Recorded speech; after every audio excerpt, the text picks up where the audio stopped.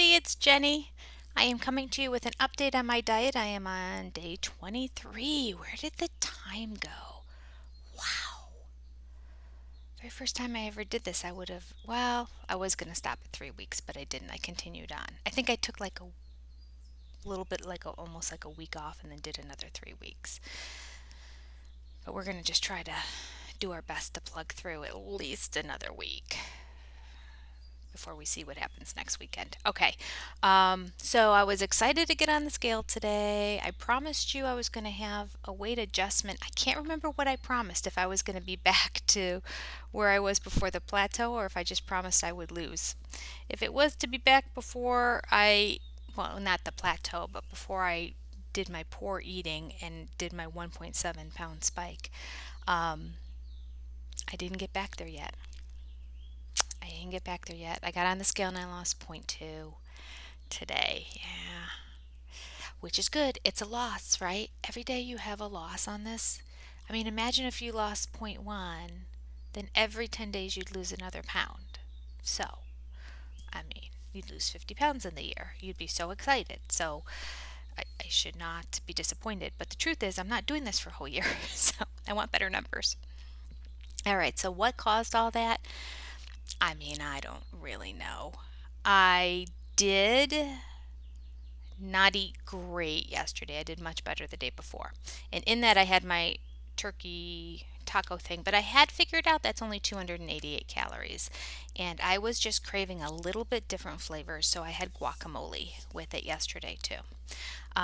So that has more fats than what we're really supposed to have on the diet.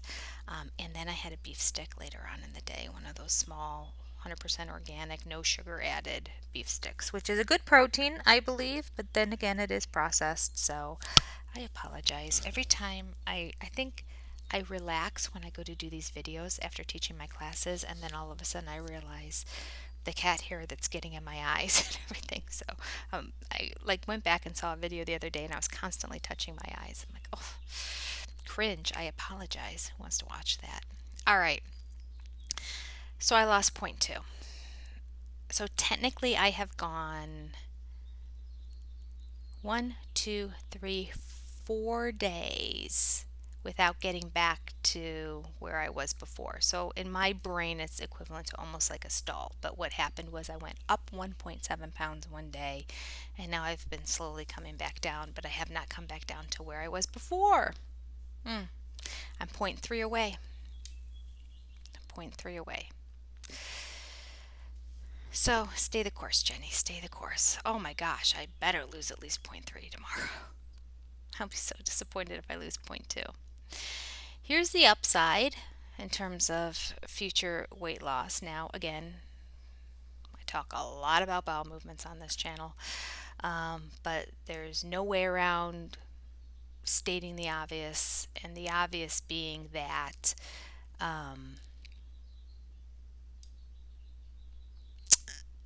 when you don't have a bowel movement every day, then that's extra weight that is accumulating in your body.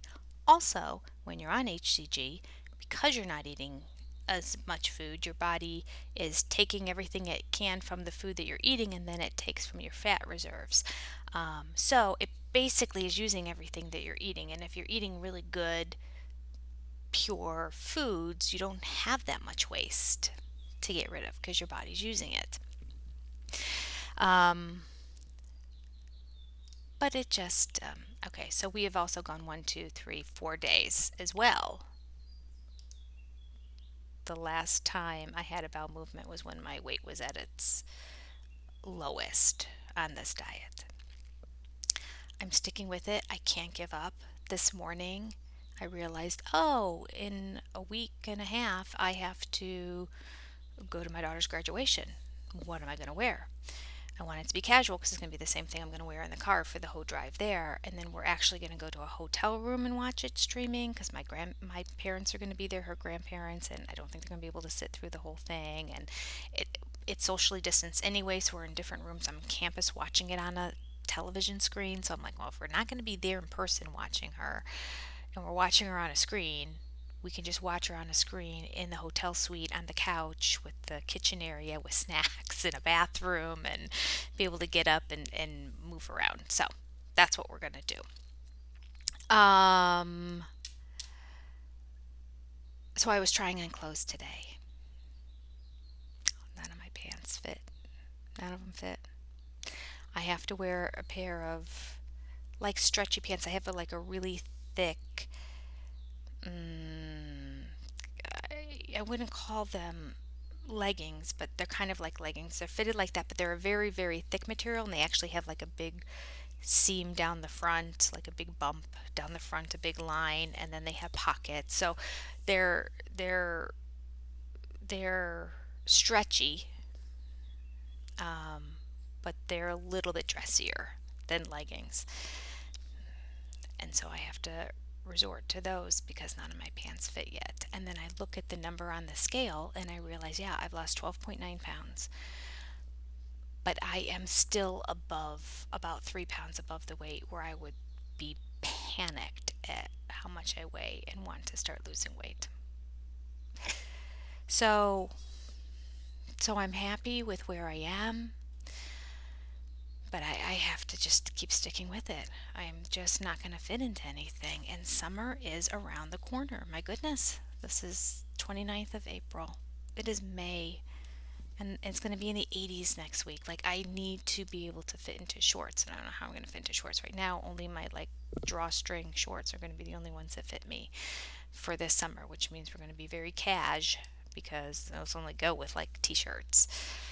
I think I'm not going to be wearing many shorts at all. I think I'm going to be wearing a lot of leggings, like capri leggings or just capri pants. Maybe I do have one pair that are like really big around the waist that normally don't really fit me and I need a belt for them. Those will probably fit. They might fit tight, but those will probably fit. Those will be, and they wrinkle like crazy, so I don't really like wearing them, but I still have them in my closet. I don't think I got rid of them when I purged when COVID started. I should have because they don't fit. Normally they're huge, but they probably fit me just fine right now. That's going to be what I wear all summer until I can drop another 10 pounds and I can start to fit into. I need to lose about 10 pounds to fit into the clothes that are in my closet. Oh, I gained so much this summer. Okay, I'm not going to dwell. Let's talk about our topic for today, which is protein deficiency. And this is interesting because you would think that protein deficiency would be a thing on P2, but he addresses that it's not a thing on P2, but it's a thing that you can see on P3 at times and what to do about it. It's not a very long section of the protocol. Let me go ahead and start reading it to you. Here, too, the explanation is quite simple. During treatment, the patient has been only just above the verge of protein deficiency and has had the advantage of protein being fed back into the system from the breakdown of the fatty tissue. Once the treatment is over, there is no more HCG in the body and this process no longer takes place. Unless an adequate amount of protein is eaten as soon as the treatment is over, protein deficiency is bound to develop. And this inevitably causes the marked retention of water known as hunger edema. Edema is a fancy word for swelling. The treatment, or which is a result of water retention. So, water retention, hunger edema, hunger swelling, hunger, water retention.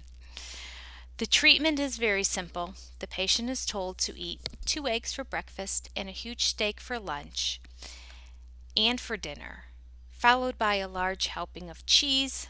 Well, that just sounds like a lovely day, doesn't it? And to phone through their weight the next morning.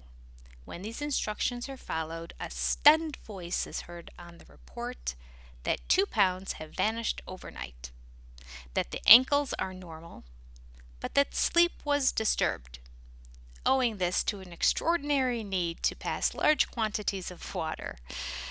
The patient, having learned this lesson, usually has no further trouble.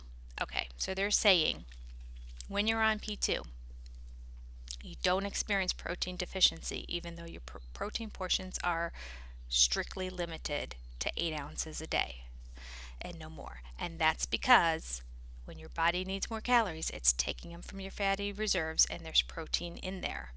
And it's getting the protein it needs, excuse me. Now, when you go off of P2 and you're in P3 and you're no longer on HCG, your body is not doing that. So if you deprive yourself, then you just deprive yourself and your body starts to experience all the symptoms and troubles that come along with protein deficiency, and you don't want to do that. So you want to make sure that once you get onto P3 that you up your protein intake. All right. That's all it says. That's all I have for today, folks. That's protein deficiency for you. If you have any questions about it, put them down below. If you have any questions about the diet in general, put them down below. If you're interested in my healthy wage journey, I have a video, just a couple videos, a few days prior, that I did about that. That's when they pay you to lose weight. Awesome. I have been on track to get a huge paycheck. Huge paycheck. Over $1,000 for losing weight in October, which will be partly money I put into the program, but then money that they matched, and I'm going to get back. So, yeah, it's exciting. All right, like and subscribe, and I will see you tomorrow. Bye.